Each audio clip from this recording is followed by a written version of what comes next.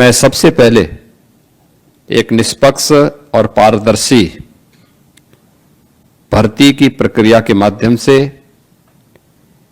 आप सभी के चयन के लिए आपको, आपके अभिभावकों को हृदय से बधाई देते हुए अधीनस्थ चयन आयोग को इस प्रक्रिया को पूरा करने के लिए हृदय से धन्यवाद भी देता हूं। प्रधानमंत्री मोदी जी ने देश के अंदर युवाओं को विकसित भारत के लक्ष्य को प्राप्त करने के लिए मिशन रोजगार के साथ अधिक से अधिक मात्रा में जोड़ने का जो संकल्प दिया है, हम सब उस संकल्प में सहभागी बन सकें, इसके लिए उत्तर प्रदेश के अंदर पिछले 8 वर्ष के दौरान 8.5 लाख से अधिक नौजवानों को हम लोगों ने सरकारी नौकरियां उपलब्ध करवाने में सफलता प्राप्त की है। आप देख रहे होंगे लगातार हर महीने कभी उत्तर प्रदेश लोक सेवा आयोग के माध्यम से, कभी अधीनस्थ सेवा चयन आयोग के माध्यम से, कभी शिक्षा आयोग के माध्यम से, कभी उत्तर प्रदेश पुलिस भर्ती बोर्ड के माध्यम से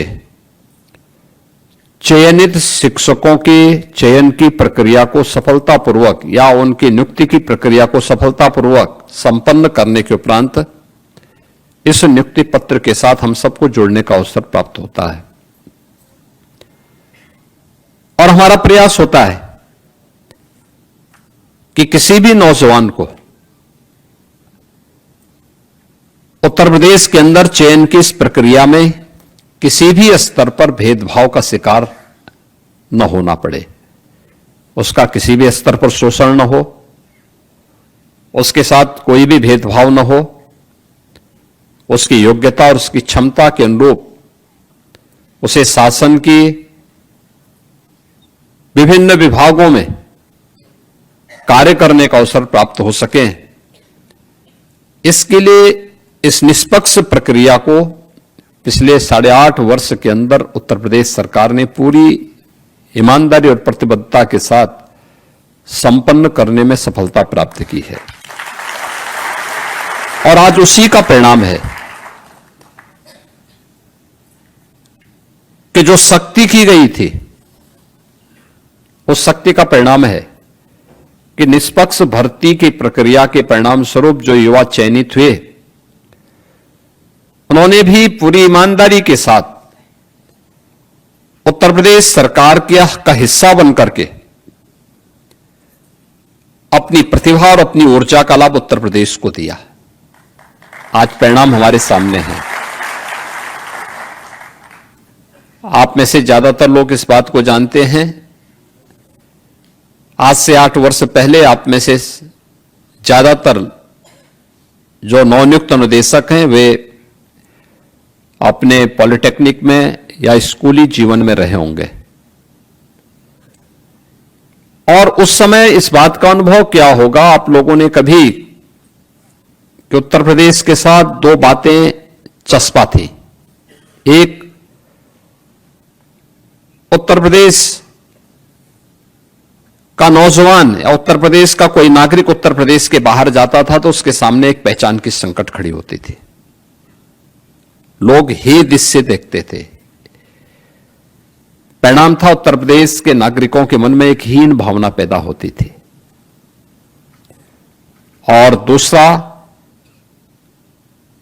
हमारे ऊपर एक लेवल लगा दिया गया था कि बीमारू राज्य है, यानी देश के विकास का बैरियर है। इतना बड़ा राज्य, इतना संसाधनों से भरपूर राज्य,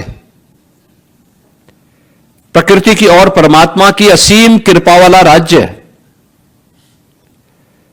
जिस राज्य में बार बार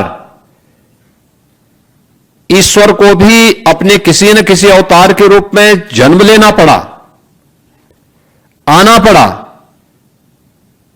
ऐसा राज्य और बीमारू हो जाए, पहचान के संकट के दौर से गुजर जाए, कोई भी व्यक्ति अपने आप को सुरक्षित महसूस न करे, पर्व और त्योहारों के समय जब उत्साह और उमंग का माहौल हर एक चेहरे पर दिखना चाहिए, उस समय पर्व और त्योहार की आशंका उनकी जवान को खामोश कर देती थी। लोगों के मन में एक भय तैरने लगता था, पता नहीं कहां पे क्या हो जाए। उस राज्य में पिछले 8 वर्ष के अंदर हम लोगों ने 7वीं 8वीं अर्थव्यवस्था से आज उत्तर प्रदेश की इस यात्रा को शानदार तरीके से आगे बढ़ाते हुए देश की नंबर 2 की अर्थव्यवस्था बनने में सफलता प्राप्त की। बीमारू राज्य के लेवल को उखाड़ फेंक करके आज भारत के विकास के ग्रोथ इंजन के रूप में उत्तर प्रदेश को स्थापित करने में सफलता प्राप्त की है। और ये तब हुआ है जब उत्तर प्रदेश के 25 करोड़ की आबादी ने उत्तर प्रदेश सरकार से जुड़े हुए सभी अधिकारी कर्मचारियों ने, हर स्तर के नागरिक ने, और जनप्रतिनिधि ग्राम पंचायत का हो, क्षेत्र पंचायत का हो, जिला पंचायत का हो, नगर निकाय का हो, मान्य विधायक हो, मान्य सांसद हो, शासन के मंत्री हो और डबल इंजन की सरकार हो, इन सब ने जब मिलकर के प्रयास किया तब ये परिणाम हमारे सामने आए। आज उत्तर प्रदेश देश के अंदर सबसे तेज गति से अग्रसर प्रदेशों में गिना जाता है। सबसे तेज गति से विकास की दर उत्तर प्रदेश की देश के अंदर सर्वाधिक है। हर एक क्षेत्र में आज उत्तर प्रदेश अग्रणी स्थानों में आता है। 17 के पहले जो प्रदेश बॉटम 5 में था, आज वो प्रदेश देश के अंदर ज्यादातर स्कीम में नंबर 1 पर है, और जहां पर नंबर 1 पर नहीं, वहां टॉप 3 में उत्तर प्रदेश को कोई नहीं हटा सकता। वहां पे उत्तर प्रदेश ने यह अपनी गति को इस रूप में प्रगति की तरफ आगे बढ़ाने में सफलता प्राप्त की। और ये तब जब हम लोगों ने उत्तर प्रदेश के नौजवानों के लिए एक बहुत साफ सुथरा मंच दिया। आप में से जितने भी 1510 अनुदेशक चयनित हुए हैं, किसी को भी कहीं से सिफारिश कराने की नौबत नहीं आई होगी। किसी को पता ही भी नहीं रहा होगा कि उसका चयन होगा नहीं होगा। जिसने तैयारी की होगी उसका चयन हुआ है, जिसने नहीं की होगी तैयारी करेगा, फिर आने वाले समय में होगा। एक विश्वास मन में होना चाहिए, और ऐसा नहीं कि अब उत्तर प्रदेश के अंदर केवल सरकारी नौकरी के भरोसे ही लोग काम करें। अब तो नौकरियों की एक पूरी बौछार हो रही है। प्रदेश के अंदर कानून व्यवस्था का जो माहौल पैदा किया गया, सुरक्षा का एक बेहतरीन माहौल पैदा किया, दंगा मुक्त, गुंडागिर्दी से मुक्त, माफिया मुक्त राज्य की अवधारणा ने उत्तर प्रदेश में बड़े बड़े निवेश को आमंत्रित किया। और इसका सर्वाधिक लाभ अगर किसी को प्राप्त हुआ है तो व्यावसायिक शिक्षा, कौशल विकास और उद्यमिता से जुड़े हुए नौजवानों को हुआ है। पिछले 8 वर्ष में 60 लाख से अधिक ऐसे लोगों को उत्तर प्रदेश के अंदर नौकरी मिली है, जिसमें से 14 लाख नौजवान वे हैं जिन्होंने उत्तर प्रदेश कौशल विकास मिशन के माध्यम से ट्रेनिंग ली और किसी न किसी उद्योग और उद्यम में वह आज समायोजित हुआ है। अभी पिछले दिनों मुझे व्यावसायिक शिक्षा कौशल विकास के इस कार्यक्रम के साथ लखनऊ में ही एक कार्यक्रम के साथ जुड़ने का अवसर प्राप्त हुआ था, और मैं उस दिन देख रहा था जिन नौजवानों का चयन हुआ था वहां वे नौजवान वो थे जो, आप सोचिए, आईटीआई पास है, स्किल मिशन के माध्यम से, यूपी स्किल मिशन के माध्यम से उनका चयन हुआ, और जो कंपनी उनको ले जा रही थी, कोई उनको 1 लाख रुपए दे रही थी, किसी को 75,000 रुपए दे रही थी, किसी को 50,000 रुपए दे रही थी। 35,000 से कम तो किसी भी नौजवान का नहीं था। आप मुझे बताओ, आज से 8 साल पहले कोई कल्पना करता था? 8 साल पहले तो कोई उद्योग भी नहीं लगाता था यहां पे। जो उद्योग थे वही यहां से बाइंड अप होकर के जा रहे थे, बंद होकर के जा रहे थे। अब उन्हें नौकरी मिल रही है। आप सोचिए कि पहले जो आईटीआई थे वे ही बंद हो रहे थे, अब आईटीआई में 300 से अधिक आईटीआई तो केवल सरकार चला रही है। पिछले 8 वर्ष में 60 से अधिक नए गवर्नमेंट के स्तर पर नए आईटीआई बनाए गए, और निजी क्षेत्र में भी 3,000 से अधिक आईटीआई बने हुए हैं, जिन्होंने नए नए ट्रेड के साथ, लगभग 100 ऐसे ट्रेड वर्तमान में चल रहे हैं जो देश और दुनिया की वैश्विक मार्केट की, ग्लोबल मार्केट की आवश्यकताओं की पूर्ति करने के लिए स्किल मैन पावर की आपूर्ति कर सके।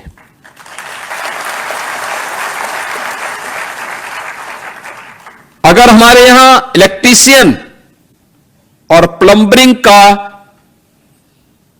ट्रेड है, तो आर्टिफिशियल का भी है, रोबोटिक का भी है, और ड्रोन टेक्नोलॉजी का भी है। ऐसा नहीं कि हमने केवल परंपरागत ट्रेड में ही अपने नौजवानों को हम आगे बढ़ा रहे हैं। केवल व्यावसायिक शिक्षा में उन्हीं के लिए सर्टिफिकेट कोर्स नहीं है, उनके लिए तो है ही, क्योंकि इलेक्ट्रीशियन की आवश्यकता हमेशा रहेगी। हर घर नल की योजना के बाद प्लम्बर की आवश्यकता बढ़ी। पीएनजी की जो पाइप गैस लाइन की व्यवस्था बिछाई जा रही है, ये बृहद स्तर पर जाएगी तो नए प्लम्बर की आवश्यकता पड़ेगी। वह भी जिम्मेदारी इस विभाग के पास। लेकिन साथ साथ हम मॉडर्न ट्रेड में, जिसे आप न्यू एज ट्रेड कह सकते हैं, उसमें अपने नौजवान को पीछे नहीं कर सकते। और इसलिए टाटा टेक्नोलॉजीज के साथ मिलकर के 150 आईटीआई को इन सब प्रकार के ट्रेड के साथ जोड़ करके आज हम उत्तर प्रदेश के नौजवानों को नए समय के अनुरूप, ग्लोबल मार्केट की आवश्यकता के अनुरूप उस प्रकार की ट्रेनिंग दे रहे हैं। और उसी का परिणाम है कि अब उत्तर प्रदेश का नौजवान उत्तर प्रदेश के अंदर या देश के अंदर या दुनिया के अंदर कहीं भी अपने लिए रोजगार मांगेगा नहीं, बल्कि कंपनियां आकर के उसका चयन करके लेकर के जाएंगे। यह इसलिए हुआ क्योंकि सरकार की मंशा साफ है, नियत स्पष्ट है, होना है। हर व्यक्ति अपने अनुसार अपने रोजगार को चयन करने के लिए स्वतंत्र होना चाहिए, और उसकी सुविधा दी गई। याद करिए, आज से 8 वर्ष पहले उत्तर प्रदेश के अंदर नए उद्योग की बात तो दूर, जो परंपरागत उद्यम भी था, उसके जो क्लस्टर थे वे भी बंदी के कगार पर थे। उत्तर प्रदेश ऐसा नहीं कि हमेशा ऐसे विपन्न रहा होगा, जो 8 वर्ष पहले करके छोड़ दिया गया था। उत्तर प्रदेश आज से 400 वर्ष पहले की बात अगर करेंगे तो देश का सबसे समृद्ध राज्यों में था। व्यापक लूट खसोट और अराजकता के बावजूद, यानी विदेशी आक्रांताओं के हमले भी हुए, अंग्रेजों ने भी लूटा, उस सब के बावजूद जब ये देश 1947 में स्वतंत्र हुआ था, तब भी उत्तर प्रदेश देश के सबसे बड़ी अर्थव्यवस्था उत्तर प्रदेश थी। भारत की सबसे बड़ी अर्थव्यवस्था उत्तर प्रदेश थी। 1960 तक भी उत्तर प्रदेश का जो योगदान था भारत की अर्थव्यवस्था में 14% था। और 1947 से 60 तक भी उत्तर प्रदेश देश के नंबर 1 की अर्थव्यवस्था थी। 60 के बाद उसमें गिरावट आनी प्रारंभ हुई और 2016 आते आते उत्तर प्रदेश का जो कंट्रीब्यूशन था वह मात्र 8% के आसपास रह गया था। हम 8वीं अर्थव्यवस्था बनकर के रह गए थे। नंबर 1 से 8 पर पहुंचा दिया था इन लोगों ने। ये कारनामे थे। जब नीतियां स्वयं के स्वार्थ को ध्यान में रख करके, वोट बैंक की चिंता करके और परिवार के हितों के संरक्षण करने के लिए जब बनाई जाती हैं तो वो दुर्गति की तरफ ऐसे लेके जाती हैं जैसे उत्तर प्रदेश को लेके गए थे लोग। जहां नौजवान के सामने पहचान का संकट था, जहां बेटी और व्यापारी अपने आप को असुरक्षित पाते थे, जिस राज्य में पर्व और त्योहार के पहले उत्साह और उमंग तो कोसों दूर, हर व्यक्ति के चेहरे पर एक भय और दहशत का माहौल होता था, पता नहीं अब क्या होगा। तो उसके सामने पहचान का संकट आना ही था। आज आप देख रहे होंगे उत्तर प्रदेश आज पूर्णिमा है। आज कई जगहों पर पूर्णिमा का स्नान हो रहा है। सायंकाल रात्रि में चंद्रग्रहण भी लगेगा। अलग अलग उत्सव उससे पहले संपन्न हो चुके होंगे। अभी गणपति महोत्सव हुआ, उसी बीच में बाराफुआत भी आया। कहीं कोई दंगा हुआ क्या? कहीं कोई गुंडागिर्दी हुई क्या?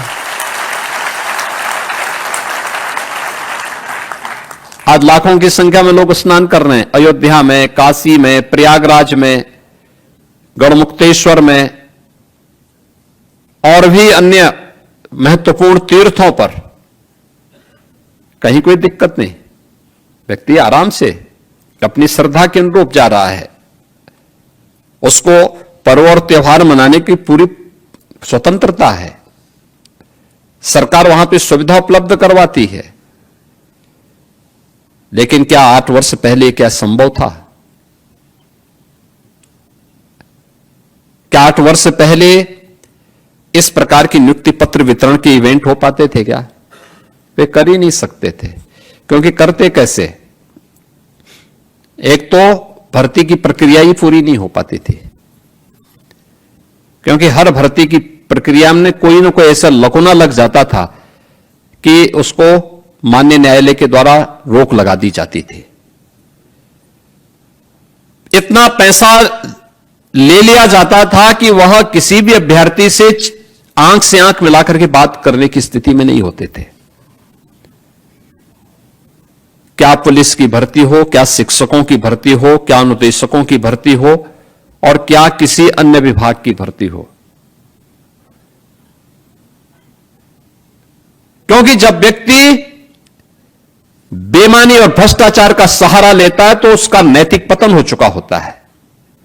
वह फिर चेहरा उठाकर के बात करने की स्थिति में नहीं होता है। और कमोबेश यही स्थिति 2016 के पहले सरकार ने कर दी थी। उस समय सरकार में बैठे हुए लोगों ने कर दी थी। परिणाम था उत्तर प्रदेश का नौजवान हताशा और निराशा के दौर से गुजर रहा था। जब नौजवान हताश और निराश होगा तो अर्थव्यवस्था को तो बैठना ही बैठना है। अर्थव्यवस्था तो नीचे गिरेगी ही गिरेगी। और यही होता था। पिछले 8 साढ़े 8 वर्ष के अंदर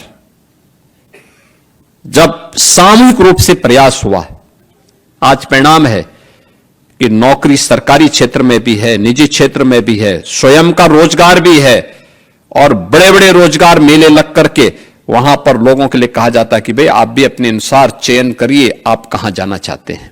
स्वयं का स्टार्टअप स्थापित करना है, स्वयं का उद्यम स्थापित करना है, उसके लिए भी स्कीम है। हमने युवा उद्यमी स्कीम भी एक लागू की है अभी, और युवा उद्यमी स्कीम के माध्यम से हम लोगों ने व्यवस्था की, कोई युवा अपना स्वयं का रोजगार स्थापित करना चाहता है, पहले चरण में 5 लाख तक का ऋण उस युवा को, 21 वर्ष से 40 वर्ष का जो युवा होगा, हम उसको ब्याज मुक्त और गारंटी मुक्त ऋण देंगे और मार्जिन मनी भी 10% तक देंगे। आप अनुमान करिए, जनवरी में हमने प्रारंभ की स्कीम, अब तक 70,000 से अधिक युवा इस स्कीम के अंदर आच्छादित हो चुका है, वो ले चुका है लोन, काम अपना शुरू कर दिया है। हर वर्ष 1 लाख युवा को हम इस स्कीम के साथ जोड़ने वाले हैं।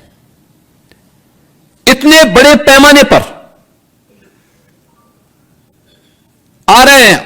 इसके बाद जब वह अपना मूलधन देगा, वापस कर देगा बैंक को, क्योंकि ब्याज तो सरकार देगी, गारंटी भी सरकार दे रही है, तो मूलधन का जो शेष राशि जब वो वापस कर देगा, तो अगली बार उसको फिर अपने उद्यम के लिए, अपने व्यवसाय के लिए लोन चाहिए होगा 7.5 लाख तक का, फिर ब्याज मुक्त और गारंटी मुक्त हम लोन देंगे।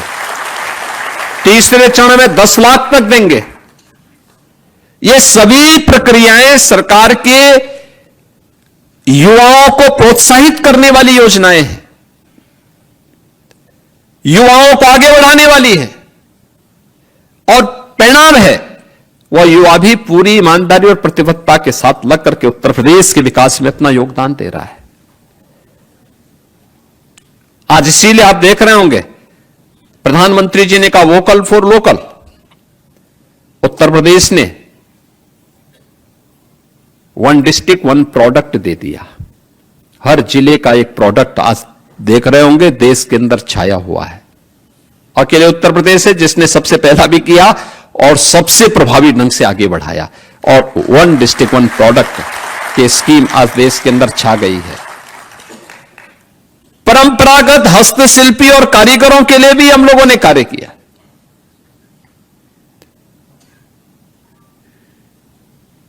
हस्तशिल्पी और कारीगर, यह किसी भी व्यवस्था की जान होती है, इसके बगैर सिस्टम नहीं चल सकता जी। राष्ट्रपिता महात्मा गांधी ने जिस व्यवस्था को ग्राम स्वराज के बारे में उन्होंने बात की थी, ग्राम स्वराज, आत्मनिर्भर ग्राम पंचायत, आत्मनिर्भर नगर निकाय।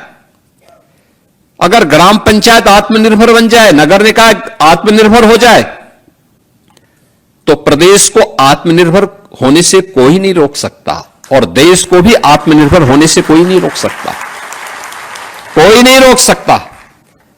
याद रखना, आत्मनिर्भर होना ही हमारे विकसित होने की पहली शर्त है, पहली शर्त है। प्रधानमंत्री जी ने यही विजन दिया है देशवासियों को कि भाई हमने देश की अर्थव्यवस्था को 11वीं अर्थव्यवस्था से लाकर के 4थी अर्थव्यवस्था बना दिया है। अगले 1-2 वर्ष में भारत देश की 3री बड़ी अर्थव्यवस्था बनेगा। 3री अर्थव्यवस्था बनने के बाद हमें अब नंबर 1 और 2 की लड़ाई के लिए अपने आप को तैयार करना है। 140 करोड़ भारतवासियों को इसके साथ जुटना पड़ेगा। 140 करोड़ भारतवासी सामूहिक प्रयास करेंगे, परिणाम आएगा, अवश्य आएगा। और जो प्रयास आज देश के अंदर हुए हैं, उसमें हमें आत्मनिर्भरता की उस लक्ष्य को प्राप्त करने की दिशा में भी अपने स्तर पर कार्य करना होगा, जिसमें आपकी बड़ी भूमिका होने वाली है। याद रखना, सीखने और सिखाने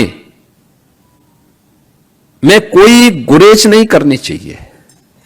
हो सकता है आपने ट्रेनिंग जब ली होगी उस समय उस प्रकार का ट्रेड नहीं रहा होगा, आप सीखे ना, उसी से मिलता जुलता कोई ना कोई ट्रेड होगा, उसमें सीखिए। 1 महीने आप चूंकि उस क्षेत्र में है, आपको कम समय लगेगा, लेकिन सीखेंगे और उसमें पारंगत होंगे, नए लोगों को उसमें ट्रेंड करिए, उसको और आगे बढ़ाइए।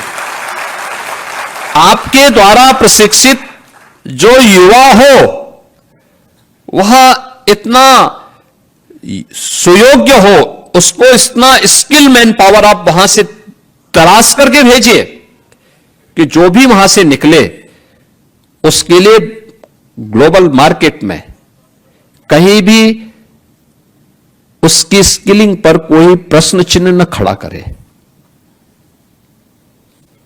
और इसीलिए जब हम यहां पर हैं, मैं आज इस बारे में कहूंगा व्यावसायिक शिक्षा, कौशल विकास और उद्यमिता विभाग को,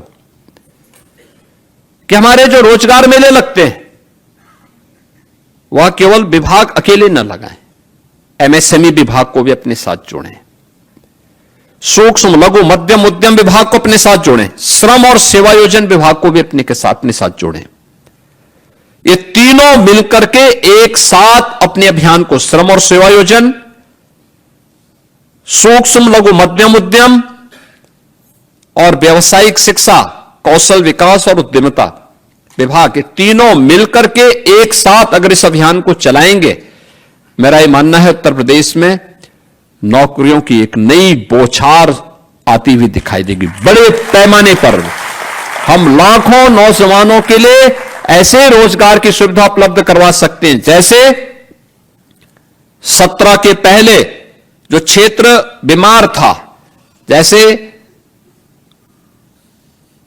परंपरागत उद्यम हर जिले में थे, बंद थे, हताशा थी, निराशा थी, सरकार ने थोड़ा सा उसको जोड़ा, आपस में थोड़ा सपोर्ट किया, एग्जीबिशन लगाए, उनको डिजाइन दी, ट्रेनिंग दी, मार्केट की व्यवस्था के साथ उन्हें लिंक किया। 2 करोड़ लोगों को उसमें सीधे सीधे रोजगार प्राप्त हुआ, 2 करोड़ लोगों को। आप सोचो उत्तर प्रदेश, आज उत्तर प्रदेश में 96 लाख एमएसएमई यूनिट हैं, 96 लाख। और समय पर उठाए गए कदम का परिणाम क्या होता है? यह संकट का साथी होता है। समय पे कदम उठाए गए थे, जब कोविड आया और उत्तर प्रदेश का कामगार और श्रमिक जो अन्य राज्यों में काम कर रहा था, जब वहां से वह पलायन करने के लिए मजबूर हुआ, तो उत्तर प्रदेश में हमने इन 40 लाख कामगार और श्रमिकों को इन्हीं एमएसएमई यूनिट में ही समायोजित किया था कि भाई आप एक एक 2-2 लोगों को अपने हाथ जोड़ो, और सभी लोगों ने अपने हाथ जोड़ा था। परिणाम था हमारे यहां कोई भी व्यक्ति खाली हाथ नहीं रहा, कोई व्यक्ति खाली हाथ नहीं रहा। ऐसे ही सुरक्षा का बेहतर माहौल दिया गया। परिणाम क्या है? यहां पे निवेश आया, 15 लाख करोड़ रुपए से अधिक के निवेश को जमीनी धरातल पर उतारने में सफलता प्राप्त हुई, तो 60 लाख से अधिक नौजवानों के लिए नौकरी और रोजगार की सुविधा प्राप्त भी हुई। और सरकारी नौकरी अलग है, सरकारी नौकरियों ने भी एक नई गति दी है। आज पीईटी की जो परीक्षा है आज भी चल रही है, कल भी थी, आज भी है। 25 लाख नौजवान उसमें बैठ रहे हैं। इन 25 लाख नौजवानों के लिए हमें नौकरी की व्यवस्था करनी है अलग अलग सेक्टर में, और मैं मानता हूं उत्तर प्रदेश इसको दे सकता है। उत्तर प्रदेश में संभावना है, अलग अलग सेक्टर में हम इन्हें उपलब्ध करवा सकते हैं। कोई सरकारी नौकरी पाएगा, कोई निजी क्षेत्र में नौकरी पाएगा, कोई एमएसएमई सेक्टर में पाएगा, और कोई स्वयं का उद्यम स्थापित करेगा। उसकी उस स्केल को, जो 25 लाख का स्केल दिखाई देता ना, इस स्केल को स्किलिंग के साथ अगर हम जोड़ देंगे तो उसके हाथ को कार्य ही कार्य मिलेगा, और उस कोई भी बेरोजगार नहीं होगा। यह मेरा पूरा विश्वास है। आज के इस अवसर पर आपको कार्य मिला है, एक नियुक्ति पत्र प्राप्त हो रहा है। इस नियुक्ति पत्र के अवसर पर मैं आपसे यही कहना चाहूंगा कि आपने आवेदन करने से लेकर के आज नियुक्ति पत्र वितरण तक कोई भी किसी भी स्तर पर आपको सिफारिश नहीं करनी पड़ी, कोई लेन देन नहीं हुआ किसी भी स्तर पर। तो आपको भी इस बात को ध्यान में रखना होगा। ये 1510 लोगों को एक साथ नियुक्ति पत्र केवल व्यावसायिक शिक्षा विभाग में एक साथ मिल रहा है इस समय। याद करिए, बहुत बड़ी संख्या है ये, और ये एक साथ मिल रहा है बिना किसी सिफारिश के, बिना किसी लेन देन के। तो सरकार भी आपसे यह अपेक्षा रखती है कि आप भी जब अपने अपने आईटीआई में जाएंगे तो इसी प्रतिबद्धता के साथ, ईमानदारी के साथ जिन छात्रों को आप वहां पे एक इंस्ट्रक्टर के रूप में वहां पर गाइड करेंगे, उसमें जितना बेहतरीन हो सकता है उतना करने के लिए, उतना बेहतरीन प्रदर्शन करने के लिए आप वहां पर उस आईटीआई को एक नए मंच के रूप में, स्किलिंग के एक नए मंच के रूप में स्थापित करने में आगे बढ़ाएंगे, ये उम्मीद सरकार करती है। इसके लिए आपके लिए कोई टाइम बाउंड नहीं होना चाहिए। होता क्या है, सरकारी नौकरी एक बार प्राप्त कर ले तो लोग फिर बोलने लगते हैं, अरे साहब अब तो हो गया। अब उस समय देखने लगता है, टाइम पास करता है। टाइम पास करने से हो सकता है कि आप तत्काल अपने मन को संतुष्ट कर लेते होंगे, लेकिन वह समय किसी न किसी काल से जुड़ा होता है। वह काल फिर कभी माफ नहीं करता है, कभी नहीं। हमें याद करना होगा, ईमानदारी के साथ किए गए प्रयास का परिणाम अवश्य आएगा और उस अवश्य परिणाम को हमें लेकर के रहना है। आज के इस अवसर पर मैं प्रदेश भर के 1510 चयनित नवनियुक्त अनुदेशकों को नियुक्ति पत्र प्राप्त होने पर उन सबको, उनके अभिभावकों को एक बार फिर से बधाई देता हूं। अधीनस्थ सेवा चयन आयोग को इस नियुक्ति की प्रक्रिया को संपन्न करने के लिए धन्यवाद देता हूं और विश्वास करता हूं कि व्यावसायिक शिक्षा को और बेहतर बनाने में इसको आगे बढ़ाएंगे। इसके साथ ही एक और चीज मैं अब यहां पे जोड़ना चाहूंगा। व्यावसायिक शिक्षा विभाग अपने यहां एक कैरियर काउंसलिंग का भी सेल हर एक आईटीआई में जरूर खोले। ये इसलिए खोले कि वहां पे बच्चों को शुरू से ही इसके बारे में प्रशिक्षण दिलाया जा सके। और कुछ क्षेत्रों में हमें देखना चाहिए, प्रदेश के अंदर अलग अलग इंडस्ट्री की डिमांड क्या है, मार्केट की डिमांड क्या है। ये तीनों विभाग मिलकर के एक सेल यहां भी गठित करें जो मार्केट की डिमांड को देखता रहे। विभिन्न जो भी एम्बेसीज हैं उनके साथ संवाद बनाएं, दुनिया में क्या है, देश के अलग अलग राज्यों में कैसी मैन पावर चाहिए, यानी राज्य में, देश में और दुनिया में। फिर उसी अनुसार उन्हें यहां पर लैंग्वेज का भी अभ्यास कराना, उस प्रकार के ट्रेड को विकसित करके उस प्रकार के स्किल मैन पावर को भी उपलब्ध करवाने का कार्य कर पाएंगे तो उत्तर प्रदेश विकसित भारत की परिकल्पना को साकार करने में उस भूमिका को 2047 के पहले उत्तर प्रदेश भी एक विकसित उत्तर प्रदेश के रूप में अपने आप को स्थापित करने के प्रधानमंत्री